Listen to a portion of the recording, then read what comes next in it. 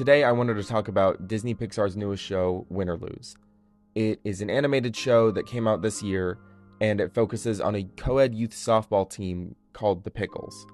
It's gained a fair amount of media attention for being visually unappealing and too flashy, and while that might be true in some parts of it, I think it's actually a really good show that encapsulates life in a modern age and is a really good tool for understanding yourself and other people. So a synopsis of the show, if you haven't seen it, it has 8 episodes, and each episode follows a different member associated with the softball team. Either the players or, the umpire or the coach. It follows different people and what they're struggling with, through their day and through their life. The formula kind of goes that you get a glimpse of happening on championship night, and then it cuts to a week before, and you kind of see what builds up in their life to that night. Kind of like all events are building up to this one game. And that's kind of the vibe you get for the whole show. People's biggest complaint with the show is the art style. They don't like the corporate, modern looking art, which I get.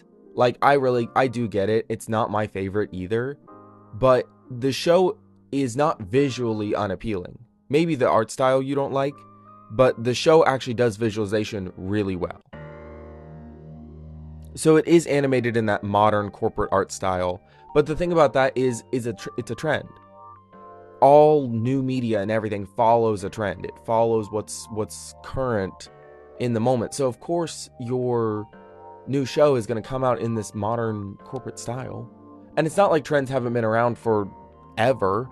I mean, even in animation, Rubber Hose, Golden Age, Cal Arts art style, it's there. It's been there in animation for countless years. So I don't know why we're shocked and surprised now. Looking past that, the show does a really good job at showing you how these characters are feeling. It shows you through visualization and through the environment and the lighting and the direction how these characters are feeling. We look at Lori. She's the first character we see. We look at Lori. She has this sort of heavenly light. She's seen praying. She has these religious undertones, actually overtones. They're right there. She has this heavenly light that follows her around. That's comforting to her. It shows that she's comfortable. She feels at ease, whatever. And then Sweaty, her little physical manifestation of anxiety, rolls up and eclipses that light. He covers the light, and she's crushed under the weight of her anxiety. And then from that point on in the episode, light is this pressure. Light is this, intense, unbearable feeling. And it shifts. It's no longer a comfortable thing for her. Until her dad, the coach, the guy who she's been trying to impress the whole time, shows up and eclipses the light again, like Sweaty did, to comfort her. And talks her down and gets her head back in the game. Which is a really good example of the way that this show handles showing you people's emotions. And we see this again with Rochelle. In her story, she's struggling with money and being an adult. She has to kind of be an adult more than a kid her age really should, because she has to fund her own entry into the softball, her dues or whatever.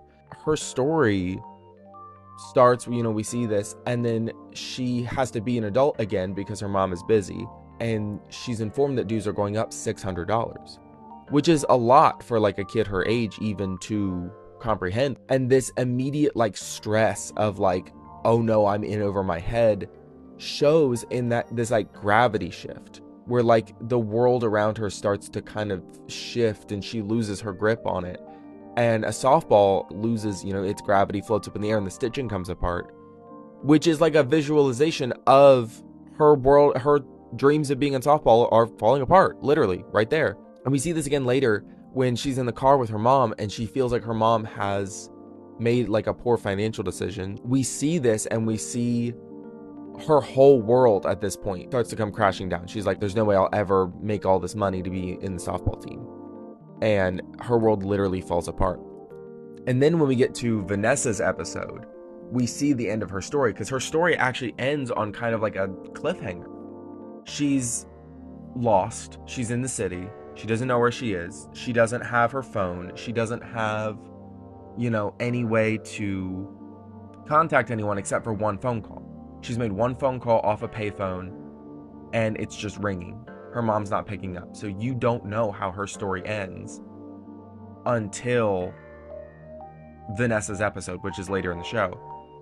So Vanessa obviously picks up the phone and goes to get her daughter.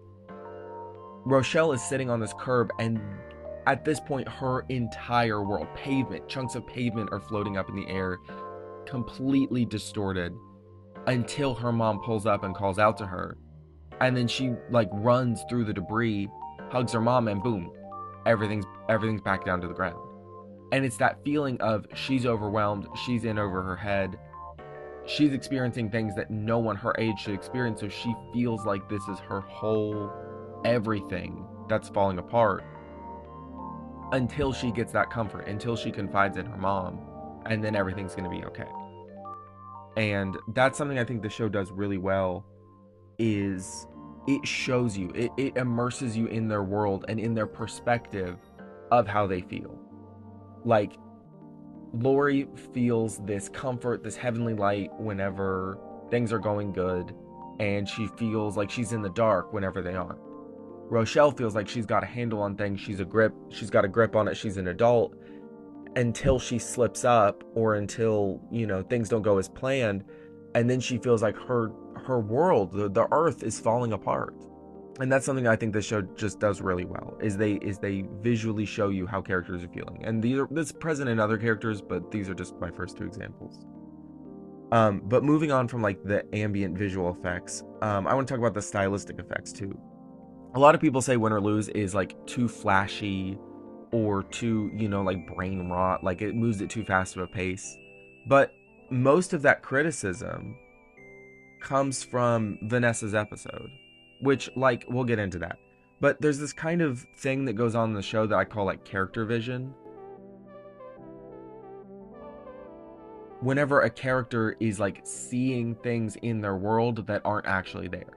So Sweaty from Lori's, or the armor from Mr. Brown's story. They have these more than visual effects, these things that are uniquely theirs, but no one else can see these little quirks of their reality. Like I said, the biggest complaint comes from Vanessa's episode, where she is, and a rundown on Vanessa is, she is Rochelle's mom. She's gotta hold it together. She has this sort of power that I come in and I fix everything. Everything is okay as long as I am there and I am fixing it, and then I'm good. Her character vision effect is these little hearts. Because she's always live streaming on social media, and she's always posting to her followers. So there are these little hearts that are her followers and her friends, giving her encouragement and giving her the energy to get up. There's literally a scene where they pick her up out of bed, where she views her following and her friends on social media as this motivation, as this reason to get out of bed, as this pick me up, I can do this kind of vibe. Vanessa's perspective, she feels like she's always in the moment, she's always on top of this, she's got it. But when we look through Rochelle's eyes, we see that Vanessa is actually on her phone a lot. And it's kind of this idea that Vanessa feels like she's tapped into her life and she's got a handle on things, but Rochelle thinks that she is kind of out of touch and is always, never really actually paying attention to her.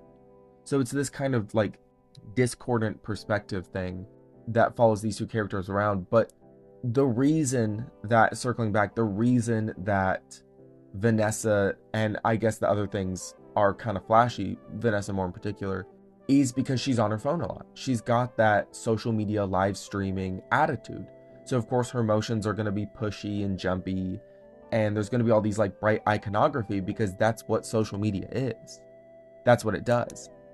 But those movements and that iconography is only from Vanessa's perspective. Only Vanessa can see that.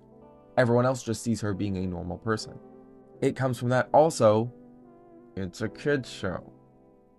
Of course, it's got to be a little flashy. You got to hold attentions. But also, another counterpoint is moments like this.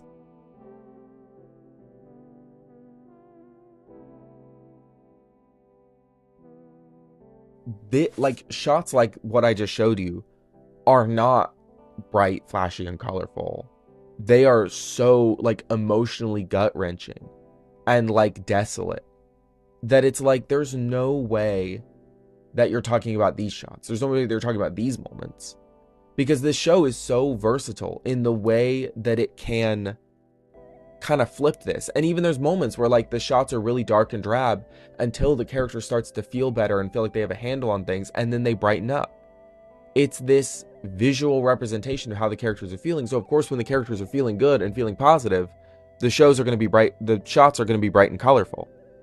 But when they're feeling negative, or they're feeling like, whatever, it's going to be dark and it's going to be drab.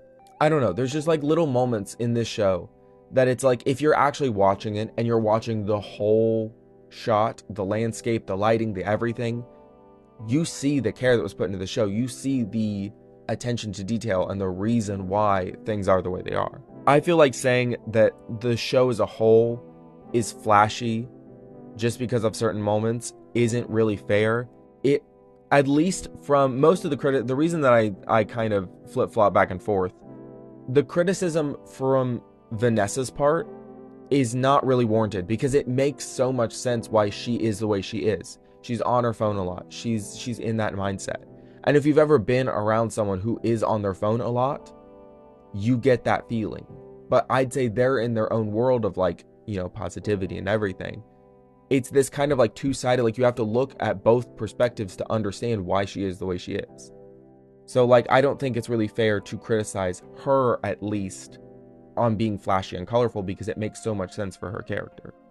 The last thing that I want to bring up is people saying that the story is weak or not well put together, which, like, yeah, that argument comes across a lot in children's media. Like, most of the stories are like a little, a little simple or a little not well put together. But I don't think that really applies here, because Win or Lose has like so many different types of stories in it. You got 8 episodes, 8 different perspectives, covering nearly 8 different stories. So I don't think it's right to call the show not well put together, because when you look at the finer details and the way that they handle having, 8 interlocking characters in a story, I don't think you could say that it's not well put together. So we follow like 8 different characters going through 8 kind of different things. So the chances that you're going to relate to one of the characters is pretty strong. You're going to find someone that you like and someone that you follow. Talking on the point of like, it's not well written, I think they handle really hard concepts really well. They handle some like difficult stuff to talk about when you're talking about kids well. And also I think they handle the fact that kids are more grown up nowadays than they used to be. Like they handle kids the way that kids are now, not the way that kids used to be. You can't just tell kids, oh, be nice, be friendly, everything will be okay. Because it's not. They know that these children are experiencing anxiety. They're experiencing depression. They're experiencing like extreme levels of stress that kids didn't used to experience. So I feel like this media was written for kids now to feel like someone is seeing them, that someone is viewing the world that they're in and letting them know that other people are feeling this too. Another thing is the show handles having 8 perspectives really well.